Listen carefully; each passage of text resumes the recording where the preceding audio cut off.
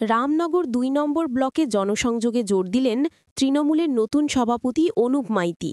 দুর্গাপুজোর মণ্ডপে মানুষের সঙ্গে যোগাযোগ যেমন বাড়াচ্ছেন, তেমনি প্রতিদিন ভোরবেলা গ্রামে গ্রামে বাড়ি বাড়ি গিয়ে পৌঁছচ্ছেন তিনি। আগামী ২০২৬ সালের বিধানসভা ভোটকে সামনে রেখেই দলের সর্বোচ্চ নেতৃত্ব মুখ্যমন্ত্রী মমতা বন্দ্যোপাধ্যায় ও যুবনেতা অভিষেক বন্দ্যোপাধ্যায় তাকে এই দায়িত্ব দিয়েছেন। আইএনটিটিইউসির পক্ষ থেকে সম্প্রতি সংবর্ধনা পেয়েছেন অনুপবাবু। সেই মঞ্চেই জানিয়েছেন, সংবর্ধনা নয়, এটি আমার গুরু দায়িত্ব। যে কোনো উপায়ে রামনগর বিধানসভার বিপুল ভোটে জয়ী হতে হবে। ব্লকের প্রতিটি গ্রাম পঞ্চায়েতে বুথে বুথে গিয়ে জনসংযোগ শুরু করেছেন তিনি।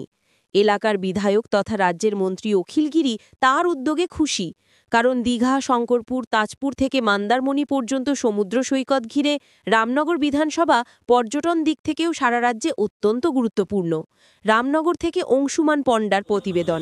এই জনসংযোগ আমি আপনাকে বলি, পুজো মণ্ডপে তো যাওয়া হচ্ছে, সেখানে পুজোর সামাজিকতার বার্তা দেওয়া হচ্ছে, সেটা একটা যেমন জনসংযোগ হচ্ছে, ঠিক তেমনিভাবে আজকে আমি সকালবেলা কালিন্দী অঞ্চল গেছি।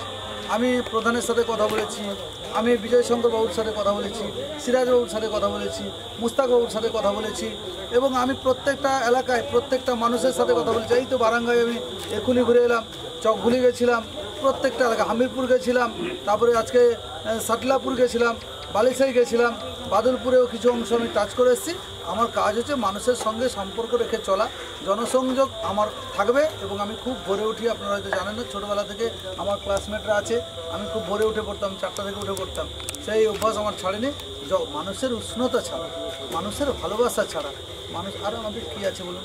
সবার উপর মানুষ সত্য, তার উপরে মণ্ডপে কী ধরনের